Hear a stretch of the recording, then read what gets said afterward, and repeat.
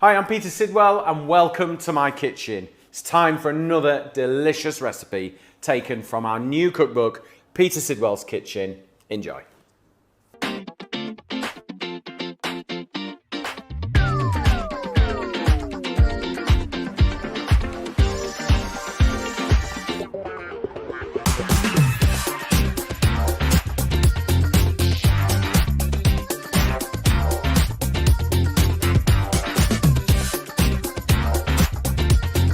Good morning and welcome to my kitchen. It is that time of day. I am here, ready to cook, and we're honoured. We've got guests today. So we've got Jen from the Trepenna Cheese Company, isn't it? Trepenna, yes. And Mark behind the camera, your husband? Husband? Yes? Yeah. So husband and wife cheese company. Now, full transparency, me and Emily have tried this cheese, and that's why we're bringing it to you, because it's good. Okay? Amazing cheese, so well done. Thank you very much. Honoured to be here. Lovely to have amazing products on our doorstep being made. It is brilliant. That's why I moved up here. I've just come back from a weekend away with my family and I took some of your cheese. It was very well received on our table. So thank you for that. But we thought we'd get them in, have a chat, and do some cooking. I've got 2 cheese-themed recipes for you. Cheese, one of my favourite products in the world. It's up there with Marmite, cheese, bread, chocolate, coffee, beer. They're my food groups. I need to try and hit them every day. 6 a day. You're right.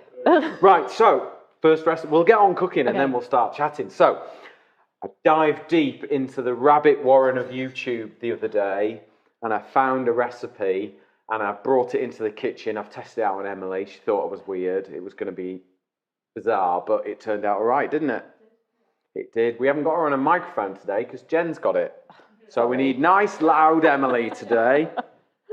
She's just waiting for cheese. Okay, so let's get started. Now, as I said, it was a bit of a deep dive into YouTube, if you know what I mean. I am intrigued. So we're going to make a cheese potato pie, but not bake it. We're going to cook it in a frying pan. We might finish it in the oven, it depends, because we're going to make something else as well. But it starts with bread flour, because we want high gluten, because it's going to be freestanding, okay? So I've got 80 grams, so this will make 1 pie. Okay. 80 grams. He's keeping me right, because I've got a guest I have to cook over here. So I can't go random. So 80 grams of strong bread flour, a little bit of salt to make sure it's got that sort of savoury flavour. Onion granules. Remember these? Yeah. Old-fashioned. Have some in the cupboard. Have they been there a long time? Yeah. Yeah, I bet you're the same. Onion. So in terms of getting that nice savoury flavour into your pastry or your bread, it's really, really good. I mean, if you just have, it just oozes savoury, doesn't it? Yeah. So a little bit of onion powder, and then I've got melted butter. That's going in. You could use olive oil. You could use rapeseed oil because it's got a very sort of similar kind of buttery flavour to it. But we like butter. You make butter as well, don't you? We do make butter, yeah. And in terms of what you make most of, what do you make most of? So probably the cheddar. We started with the cheddar. That's our Isn't our it big like seller. 95% of all cheese consumption in the UK is cheddar? Everyone loves the cheddar, and it's kind of what we started making. Yeah. And then we've branched out into soft cheese as well. So we make a white moulded brie.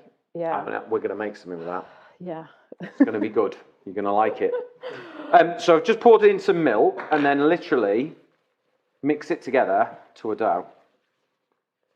Okay. So it's really, really simple. Should we like simple, don't we, Emily? Yep. Made a career out of it. Okay, so that's it. Very, very simple. And because it's bread flour, it's a lot stretchier. So don't think pastry. It's not a pastry. It's more like a bread dough. Could you just pass me that flour? Yeah. Thank you very much.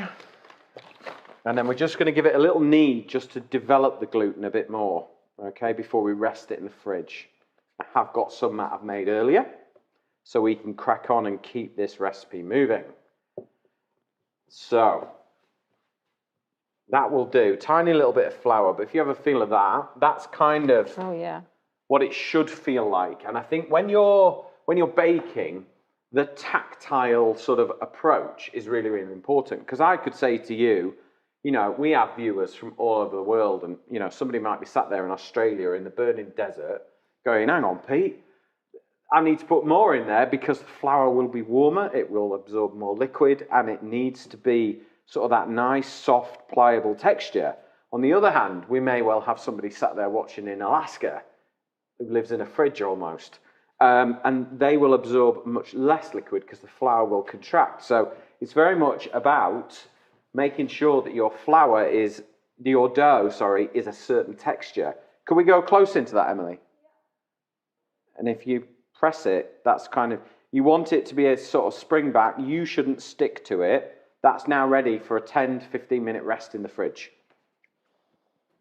Let's pop that over there. Okay, so this dough has rested. Now feel the difference. It's cold, it's contracted. The butter's firmed up a little bit in the fridge, but it's ready. And look how stretchy it is now. That's because we've used bread flour.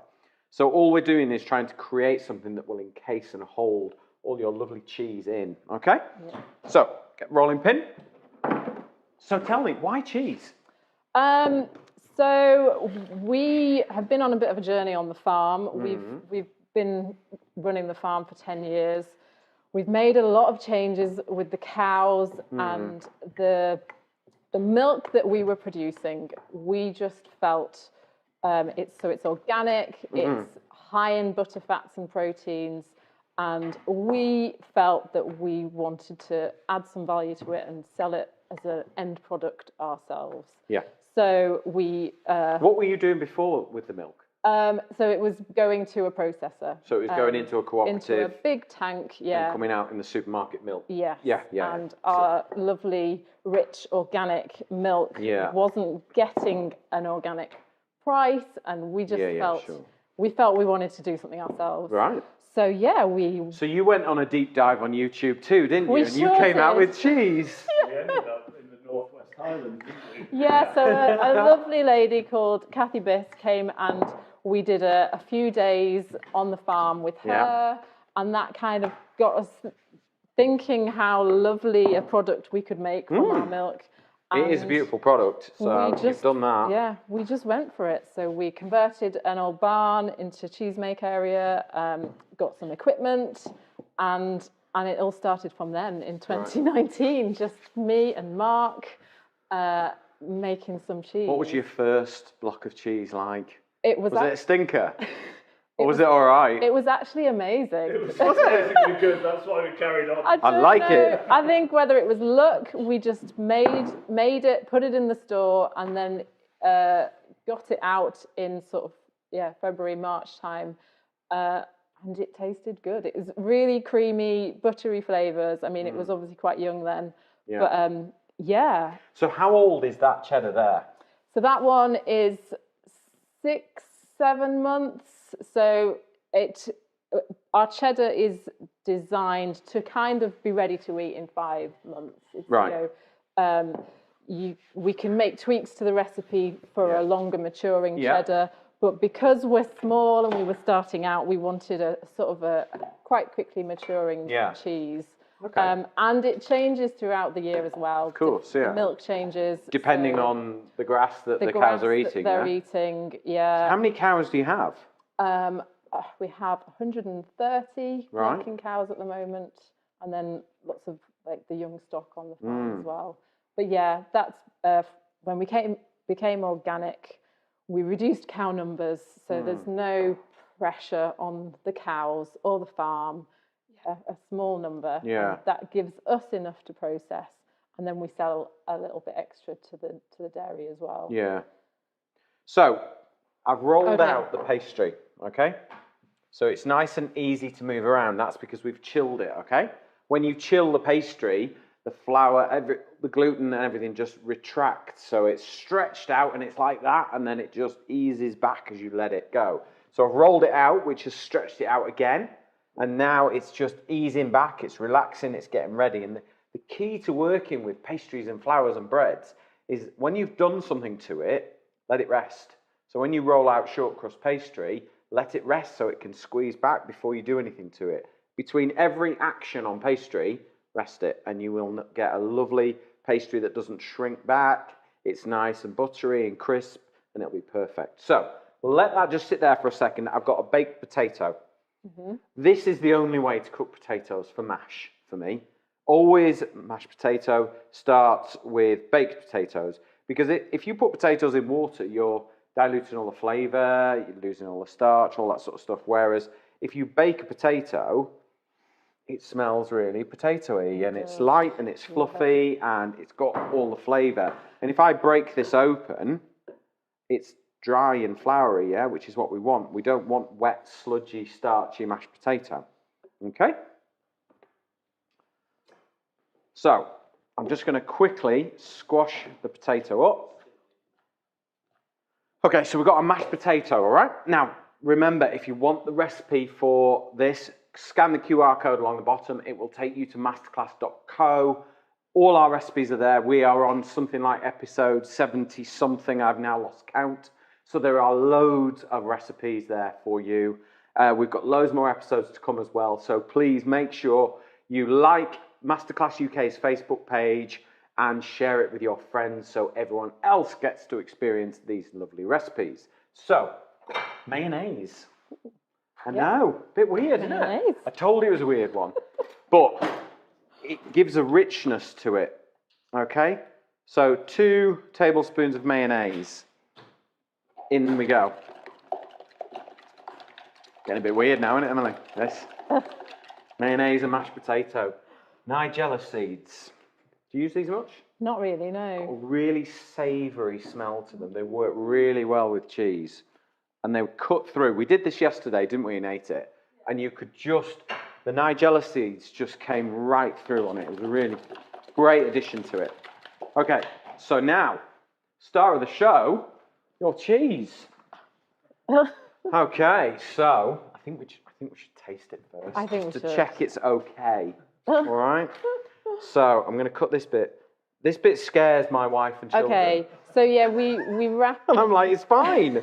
So we wrap the cheeses in bandages. Yeah. And then they go into the store, and then this obviously doesn't have the bandage on it. It's formed I'll let you. a natural rind. You're the connoisseur. You'll know how it is, Emily. I know. I won't leave you out. Don't worry. I've left it out a little bit as well to get the flavour going. It's a good one. We're good? Yeah.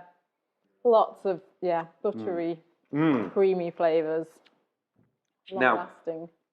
if anyone wants to buy your cheese, where's the best place? And bearing in mind, we have people all over the world watching these days, so...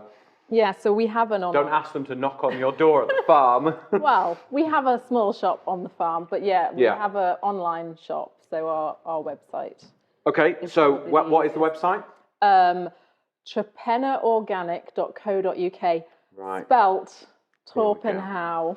What is this all about? What is Trepenna and Torpenhow all about? The village that we farm in is called Trepenna to the locals, but it is spelt Torpenhow. Yeah. And no one really knows why it got shortened to Trepenna, but...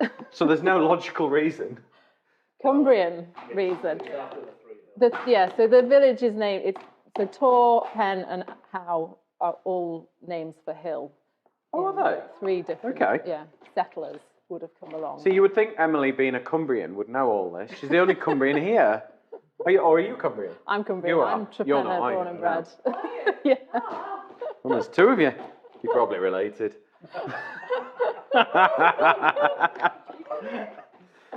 You dig deep enough, they are. It's only me and you that are diluting it, you know. Right, so I've mixed in your cheese. Okay. Now. Thank you. Try my best. Try to keep you happy. Okay, in with the cheese. I love this. And then we're just going to flatten this out. Is this kind of thing I'm going to get the pan on as well. Happy. Okay. I think this is a great recipe. You know when you buy like loads of cheese for the weekend, you have an amazing cheese board. You always end up with little bits of everything. these recipes that we've created, and we're going to also do another episode later on, are perfect for using up. This cheese for me is an eating cheese. Buy a chunk of it, put it on a chopping board with some others and enjoy it. And then when you get to sort of this stage, this is when you start to cook with, this is when I start to cook with these sort of cheeses and things like that, is just use it all up and bring it all together with some lovely recipes. And by making this dough, it just kind of wraps itself around all these lovely flavors. So what we're going to do now is draw it up. Okay, so you draw it up like a little money bag. And you're going to scrimp it all up into the middle. And we want everything so it'll stretch. This is why we've used bread flour and not standard flour. Press it down. Okay, we'll get some flour. Little bits of flour. You don't need loads. Okay, and now, smack bang in the center of this pastry, we've got all that lovely cheese, we've got potato, we've got nigella seeds, and a little bit of mayonnaise, which will give it a rich creaminess. This cheese is going to love being in the center of that. It is. Okay, but when we made this yesterday and tested it out, it was like all of a sudden, it was like, oh, you could put this in it, you could put that in it, you could go like this, you could put pizza inside there, you know, cheese, tomato, mozzarella, salami, all sorts of stuff. You could even take some leftover curry, shred it all up with some mango chutney, put that in, it'll be amazing. The possibilities are endless. It's a fridge clearer. You can clear the fridge. So, yeah, that'll do. It's about right. So now you can see it's about 1 centimetre thick, okay? And I think you could probably freeze these like this. Okay. Get them out and then cook them. No problem. Now, you could bake this in the oven, absolutely no problem at all. But we're going to cook it in the pan so that you can see everything going nice and golden. So, let me just grab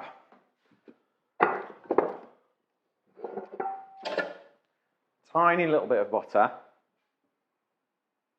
Hot non-stick pan. Now, I'm using a crepe pan because I can see everything going on. You could use a frying pan, absolutely no problem at all.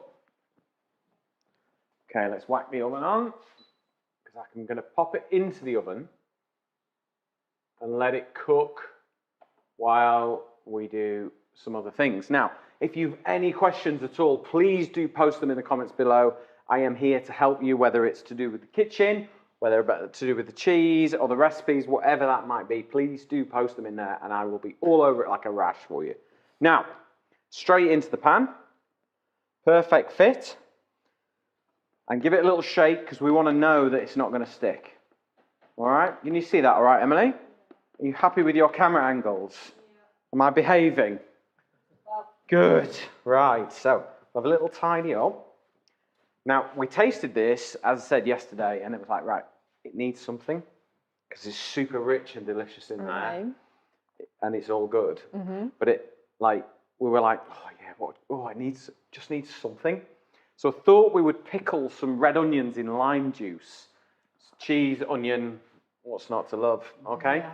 But the acidity will cut the richness beautifully, and your cheese is rich and creamy, isn't it? Yeah. Because of the milk you use. So I'm just going to show you a very quick way to do that.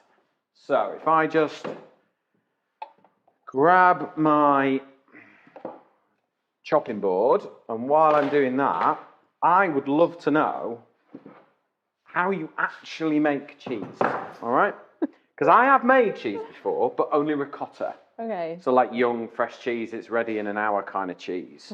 Whereas your cheese, you make it, put it away for 6 months, yeah, it has cross your fingers.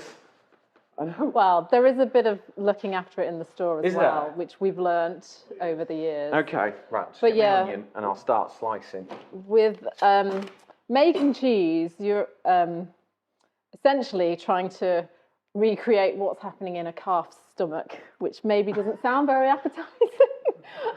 But you want to add the cultures, the rennet, and it's about getting it to the right temperature. Right. And just letting those cultures do their magic. Right. So you're basically So want you to... warm milk, don't you? Yeah, so we warm the milk up. That's so what we it actually starts with, isn't it? pasteurize our milk as well. Right. So our first step is pasteurization, and then it goes into a vat where we add the cultures, which are going to give it the flavor, and that's going to convert the lactose in the milk into the lactic acid. So, Right. yeah, we're wanting to get the right cultures growing, basically, in the milk. That's not the rennet bit then, is it? No. Right. So See, I didn't know about the cultures. Yeah, we add the cultures first, and let them, sort of. And is that something you add and then take out and sort of keep it going, or? No, we add it each time. Right. Okay. And then then you add the rennet and leave that to set. And that's where the curd and the whey separates, isn't it? So that's where the curds are formed, and then we cut it. So that will separate the curds and the whey. Then we drain the whey off. And with the whey, we actually feed it back to our calves. So we'll drain that off the table, and it will go back in fed to any young stock we have. Okay. Or pigs, if we have pigs. So then you're sort of entering the cheddaring stage of the cheese. So the curds will all then start to knit together. It's amazing to watch because it's kind of doing it in front of your very eyes. Right. They're just, the curds knit all back together. Excuse me, 1 second. Hold that That's thought. okay. Right, time to flip. Good. There we go. So you can see it's just toasting up. It's absorbed some of the butter, just crisping up, so it is like super easy. This would be good camping stuff, this. It would. You know, if you're out camping, you want to cook something delicious, this will be a good one for you. So I've sliced the red onions, and now you can pickle in I'm pickling lime juice because I just think that fruity zing works so well. Whereas some people will pickle in vinegar, which is absolutely fine. Red wine vinegar is delicious with it. Cider vinegar, white wine vinegar. That acidity just takes the harshness and the edge off the raw red onion. But I'm a massive fan with lime because it's really good, isn't it? Yeah. We do it a lot. Works really well. And once you've got the lime juice in there, squeeze it into the red onions. Okay? And this isn't a long pickle. This is a short pickle, so they'll be ready in like 5 minutes. But this isn't going to keep forever. This will keep for a week in the fridge. So, and by sheer nature of it, it takes a couple of minutes to do. So you don't need to do loads of it. But if you were pickling these for a long time, you want to put them into a pan with vinegar, bring them up to the boil, switch it off, pour them into a jar, put the lid down, and then you'll have them for ages. But like I say, this is a really quick, raw red onion and lime pickle, just to contrast with our lovely cheese pie. So sorry to interrupt. That's fine. We were talking curds, weren't we? We're talking curds, but yeah. So then you're essentially wanting to get all the whey out of the curd. Yeah. So that it will go into a store and mature. You don't want the whey still to be in there. So yeah, it's a process of chopping, stacking, and then we cut it back up into small pieces. Right. Salt it for the flavour. Yeah. And then we press it. So we make big 12-kilo rounds and then go into a press overnight to get any excess whey that's in it. So you've really got to push all that moisture out, and then it's the aging process. Yeah. So the process from start to finish is sort of 6 hours, a sort of 6-hour make. And how often do you make cheese? So we make it pretty much Monday to Friday. Yeah. Some days we'll do 2 makes of cheese, makes of cheddar, and a brie make as well. Right. And how do you make that differently? So it's a slight... Different enzymes? So we'll introduce a white mould culture. Right. And it's a much gentler process. So we don't... And how old is that cheese? So that's about 3 weeks. So it's ready to eat in 2 weeks. Yeah. This actual one here has had extra cream put back into it. Right. Which was a trial, which really worked. So I think we'll be doing it again. Nice. So yeah. First time taster for this one. Yeah. Is it? Oh, right. Brilliant. Okay. Well, we'll get to that one. We'll get to that for sure. Okay. So you can see here. Shall I put it on here, Emily? Is that all right? Does that make you happy? Yeah. So lovely. it's toasted there, and because of the gluten, it's held, it's not split. So please, if you're going to make this, it's so important to use bread making flour or strong protein flour, okay? And that way it will hold together. But if you don't, it will split and the filling will escape. But there you go, it's cooked. All right? Ready to try it? Yes. So like your cheese, we only tried this recipe yesterday. And we nailed it first time, didn't we? So The cheese. yeah. So all we do is we cut it. Now I think if you can wait, don't worry, Mark, we're not going to wait. It's all right. If you can wait, because it will be really hot in the middle, but for the sake of television, we're not going to wait. This is a really good kind of Sunday evening, kids have gone to bed, sofa, glass of wine, and then what we're going to do is we're just going to take a few of these and just sit them on top there so that you can have a proper good taste of it.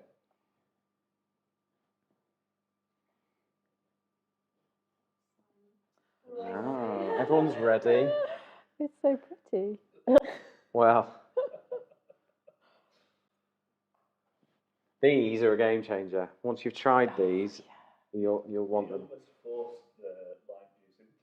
You do. Once you've squeezed the lime in to speed it up, bruise them a bit and push it in, and then the onions just give out and let the lime juice in, and then you've just got this fruity, tangy, oniony flavour, and it just works so well. Right, let me grab you a plate.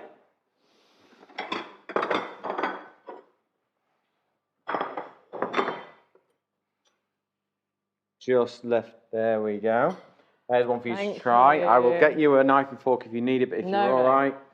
Mark's off camera, so he's just going to inhale it. That's all right. Emily's off camera, so she's all right. There's only me and you that have got to try and not. Oh, it's good.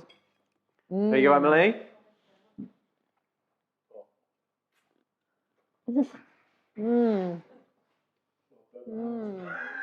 Mark's is nearly gone, so we're just going to put another one down there. There you go. Oh, wow, that onion is so good with it. So, as I said before, if you want the recipe, scan the QR code along the bottom. It will take you straight to masterclass.co. You will get the recipe here. We will also put links to the guy's website where you can buy the cheese and have it delivered to your door if you want. Or, if you are up in the Lake District, on your holidays this summer, all the farm shops around the area and things like that? Lots of local village shops. Cranston's sell it. Right. Lots of local butchers. Harrison's Butchers. So T-Bay on the M6 service station, the amazing farm shop, you can get it there. Cranston's at Penrith. If you're pulling off the M6 to go to the Lake District, the amazing Cumbrian supermarket, you can get it there. And then lots of farm shops in and around Keswick, isn't it? And Keswick Cheese West. Deli. Yeah, Cockermouth Butchers and things like that. Yeah. So there's loads of places where you can get your hands on it. So thank you very much. We're going to crack on with the next recipe.